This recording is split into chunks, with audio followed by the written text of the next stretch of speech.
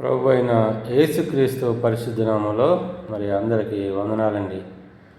ఈరోజు ఒక విషయాన్ని పంచుకోవాలని ఆశపడుతున్నాను. అదేంటంటే యేసుక్రీస్తు ప్రభు వారు సిలువలో పలికిన రెండో మాట. లూకా సువార్త 23వ అధ్యాయము 43వ వచనంలో ఇలాగూ రాయబడింది. అందుకు యేసు, నేడు నీవు నాతో కూడా పరదేశంలో ఉందువు అని రాయబడింది. యేసుక్రీస్తు ప్రభు ఈ మాట మరి ఎవరితో చెప్పాడు, చెప్పడానికి గల కారణం ఏంటో చూద్దాం. యేసుక్రీస్తు ప్రభువుని మరి సిలువేసినప్పుడు ఆయనతో పాటు ఇద్దరు దొంగల్ని సిలువేశారు. ఆ దొంగల పేర్లు, ఒక దొంగ పేరు డిస్మస్, రెండో దొంగ పేరు గస్టాస్ అని ఇద్దరు దొంగల్ని మరి సిలువేశారు. అయితే కుడివైపున డిస్మస్ అనే దొంగని, ఎడమ వైపున గస్టాస్ అనే దొంగని సిలువేశారు. అయితే అక్కడ సిలువ వేసిన వారు నిలవబడి చూస్తున్నవారు, దారిన పోయేవారు యేసుక్రీస్తు ప్రభువుని హేళన చేస్తున్నారు. ఆయన్ని దూషణలాడుతూ అవమానపరుస్తున్నారు. ఆ సందర్భంలో వారితో పాటు వీరు కూడా, ఎవరైతే యేసుక్రీస్తు ప్రభువుతోటి సిలువేయబడ్డారో వారు కూడా యేసుక్రీస్తు ప్రభు వారిని హేళన చేస్తున్నారు. వారు ఆయన్ని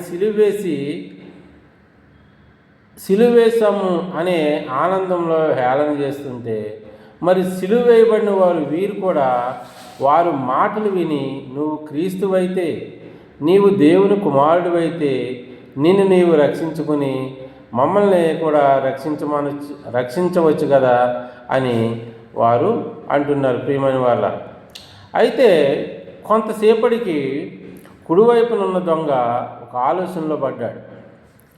ఏంటి ఈయన ఇంతగా ఈయనను అవమానపరుస్తున్నా, మరి దూషిస్తున్నా, బాధ పెడుతున్నా కూడా వారిని ఒక్క మాట అనడం లేదు. పైగా వారిని మరి క్షమించు తండ్రి అని మరి దేవునికి ప్రార్థన చేస్తున్నాడు అని అతను ఆలోచనలోకి వెళ్ళాడు. అప్పుడు ఈయన నిజంగా దేవుని కుమారుడు అని ఆయన విశ్వసించాడు, ఈ డిస్మస్ అనే దొంగ.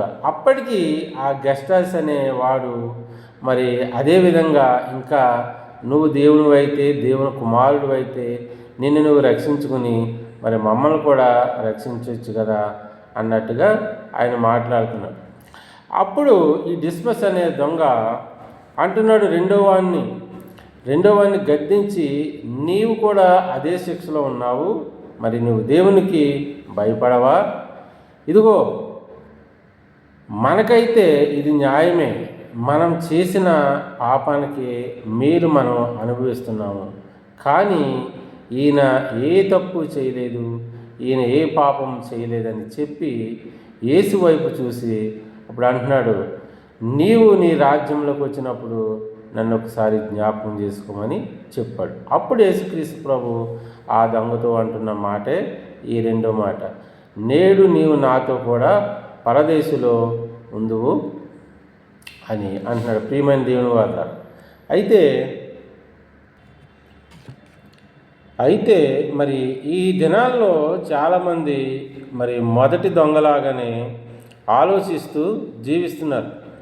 ఇలాంటి వారిని గూర్చి రోమపత్రిక 1వ అధ్యాయం 21వ వచనంలో ఇలాగ రాయబడింది, మరియు వారు దేవుని ఎరిగియు ఆయనను దేవునిగా మహింపరచలేదు, కృతజ్ఞతాస్తుతులను చెల్లింపలేదు, కానీ తమ వాదముల యందు వ్యర్థులైరి అని వాక్యం తెలియపరుస్తుంది. వారి అవివేక హృదయము అంధకారమాయను అని తెలియపరుస్తుంది. నిజంగా ఈరోజు చాలామంది తమ హృదయాల్లో నిండా చీకటి నిండిపోయింది. ఈరోజు గ్రహింపలేని స్థితిలో మానవుడు ఉన్నాడు. నిజంగా ఈ యొక్క దొంగ కూడా మరి యేసుక్రీస్తు ప్రభుని అర్థం చేసుకోలేకపోయాడు. కారణం ఏంటంటే ఆయన హృదయం కూడా అంధకారమయమైపోయింది. అందుకనే మరి 2 కొరింథీ పత్రికలో 4వ అధ్యాయంలో 4వ వచనంలో ఈ యుగ సంబంధమైన దేవత అవిశ్వాసులైన వారి మనోనేత్రములకు గుడ్డితనము కలగజేసింది అని వాక్యం సెలవిస్తుంది. ప్రియ దేవుని బిడ్డలారా, నిజంగా మరి చాలామంది యేసుక్రీస్తు ప్రభువుని విశ్వసించుకోవడానికి కారణం, ఆయన్ని దేవునిగా అంగీకరించకపోవడానికి కారణం ఏంటంటే, చాలామంది హృదయాలు చీకట్లో నిండిపోయి ఈ లోక సంబంధమైన దేవత వారి మనోనేత్రాలకి గుడ్డితనం కలగజేయడం బట్టి చాలామంది ఆయన్ని తెలుసుకోలేకపోతున్నారు. ఆ రోజు యూదులు కూడా ఆయన అర్థం చేసుకోలేకపోయారు. ఈ దొంగలాగానే దొంగ దగ్గర యేసుక్రీస్తు ప్రభు ఉన్నప్పుడు, అదే శిక్షలో ఉన్నప్పుడు ఈయన అర్థం చేసుకోలేక ఆయన్ని కూడా అందరితో పాటు దూషించాడు. ప్రియమైన దేవుని వాళ్ళ మరి దూషించటమే కాదు కానీ తన పాపమును ఒప్పుకోలేదు. అయితే ఈ రెండో దొంగ మరి దేవుణ్ణి మహింపరిచాడు, తమ పాపముని ఒప్పుకున్నాడు. ఈరోజు దేవుని ఎదుట మనం పాపాలని ఒప్పుకోవాలి, పాపములను మనం కప్పుకోకూడదు. ప్రియమైన దేవుని వారులారా, అందుకనే సామెతల గ్రంథం 28వ అధ్యాయం 13వ వచనంలో ఇలాగూ రాయబడింది, అతిక్రమములను దాచిపెట్టువాడు వర్ధిల్లడు అని రాయబడింది. వాటిని ఒప్పుకుని విడిచిపెట్టువాడు కనికరము పొందును. ఈ దొంగ ఒప్పుకోవడం ద్వారా ఈ వాగ్దానాన్ని పొందాడు. ఆ దొంగ దేవుణ్ణి మహింపరిచి తన పాపను ఒప్పుకోవడం ద్వారా దేవుని చేత ఆ వాగ్దానాన్ని పొందాడు. యేసుక్రీస్తు ప్రభు అతనిపై కనికరాన్ని చూపించి, నేడు నీవు నాతో కూడా పరదేశంలో ఉందువని తనతో వాగ్దానం చేశాడు. ప్రియ దేవుని బిడ్డలారా, ఈరోజు నిజంగా మనం కూడా మన పాపములను ఒప్పుకుంటే, మన అతిక్రమములను ఒప్పుకుంటే ఆయన మనల్ని కనికరించి దొంగలాంటి దొంగను కూడా దేవుడు మరి మార్చాడు. అలాగే రోమపత్రిక 4వ అధ్యాయం 7వ వచనంలో ఇలాగ రాయబడింది, ఎలాగనగా తన అతిక్రమములకు పరిహారం నొందినవాడు, తన పాపమునకు ప్రాయశ్చిత్తము నొందినవాడు ధన్యుడు. చూసారా, నిజంగా యేసుక్రీస్తు ప్రభు దగ్గర ఉన్న దొంగ ధన్యుడిగా మారిపోయాడు. కారణం ఏంటో తెలుసా? తన అతిక్రమాన్ని ఒప్పుకున్నాడు. అంటాడు అక్కడ, మనకైతే ఇది న్యాయమే, మనం చేసిన పనికి ఆ ఫలితం మనం పొందుతున్నాము, కానీ ఈయన పాపమేమీ చేయలేదని తన పాపాన్ని ఒప్పుకున్నాడు ప్రభు దగ్గర.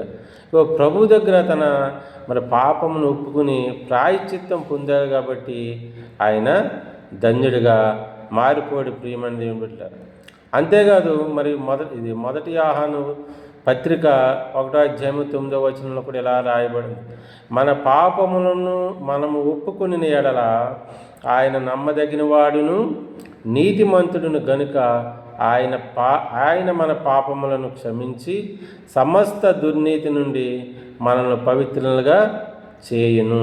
చూసారు ప్రియ దేవుని బిడ్డలారా, నిజంగా ఈ దొంగ ఎంత ధన్యుడోనండి. ఈ దొంగ యేసుక్రీస్తు ప్రభు దగ్గర పాపములు ఒప్పుకోవడం ద్వారా ఆయన చేత తన పాపముల విషయంలో ప్రాయశ్చిత్తం పొందాడు కాబట్టి దేవుడు ఆయనను నీతిమంతుడిగా తీర్చాడు. నిజంగా ఆయన పవిత్రుడిగా ఆయన చేశాడు కాబట్టి నేడు నీవు నాతో కూడా పరదేశంలో ఉండు. పరదేశం ఎవరు వెళ్తారంటే పాపం చేయని వారు, లేదా పాపంని ప్రభు దగ్గర ఒప్పుకుని ఆ పాపములకు ప్రాయశ్చిత్తము నొందిన వారు మాత్రమే పరదేశంలోకి వెళ్తారని ఈరోజు మనం తెలుసుకోవాలి. ప్రియదేవుని బిడ్డలు, నిజంగా ఒకసారి చూస్తే లోకాసు వార్త 18వ అధ్యాయం 13వ వచనంలో ఇద్దరు మనుషులు దేవాలయంకి వెళ్తారు. అక్కడ పరిచయుడు సుంకరి అనే ఇద్దరు దేవాలయంకి వెళ్ళి, పరిచయుడు అయితే తను హెచ్చించుకుంటూ ప్రార్థన చేసినప్పుడు దేవుడు ఆయన్ని అంగీకరించాడు. ఈ సుంకరి అయితే రొమ్ము కొట్టుకొనుచు ఆకాశం వైపు కన్నులెత్తుతా కూడా భయపడుతూ, అయ్యా నేను పాపిని అని దేవుని ఎదుట తన పాపం ఒప్పుకున్నప్పుడు దేవుడు తనను నీతిమంతునిగా తీర్చాడు. ప్రియమైన దేవుని బిడ్డ, చూసారా, పాపి అయిన సుంకరి దేవుని దగ్గర నీతిమంతుడిగా తీర్చబడడానికి కారణం ఏంటో తెలుసా? ఆయన తన పాపములను ఒప్పుకొనటం ద్వారా ఆయన్ని దేవుడు నీతిమంతుడిగా తీర్చాడు. ఒక దొంగ దేవుని దగ్గర దేవుణ్ణి మహింపరిచాడు కదండి. చాలామంది దేవుని ఎరిగి కూడా ఎరగనట్టు జీవిస్తూ తమ పాపములను ఒప్పుకొనుకోకుండా కప్పుకుంటూ తిరుగుతున్న ఈ దినాల్లో మరి వారికిలాగా మనం ఉండకుండా మన పాపములను మనం ఒప్పుకుంటే ఆయన నమ్మదగిన వాడు, నీతిమంతుడు గనుక ఒక సుంకరిని నీతిమంతుడిగా తీర్చిన దేవుడు ఒక దొంగని ధన్యుడిగా మార్చి నేడు నీవు నాతో కూడా పరదేశంలో ఉంటావని వాగ్దానం చేసిన దేవుడు ఈరోజు నిన్ను నన్ను కూడా మరి మన పాపంలో ఒప్పుకుంటే ఆయన మనల్ని కూడా క్షమించి మన నీతిమంతులుగా పవిత్రులుగా తీరుస్తాడని ఈరోజు మనం తెలుసుకుని మనం అందరం కూడా ఆయన ముందు మన పాపములు ఒప్పుకునేవారుగా ఉండాలి. మనం కప్పుకునేవారుగా ఉండకూడదు. మన పాపములు కప్పుకుంటే మనమే నష్టపోతాం. అదే మన పాపములను ఆయన ముందు ఒప్పుకుంటే ఒక దొంగలాగా మరి మనం కూడా దేవుని దృష్టిలో ధన్యులుగా మారుతాం. దేవుడు తన మాటలు దీవించునుగాక. ఆమేన్.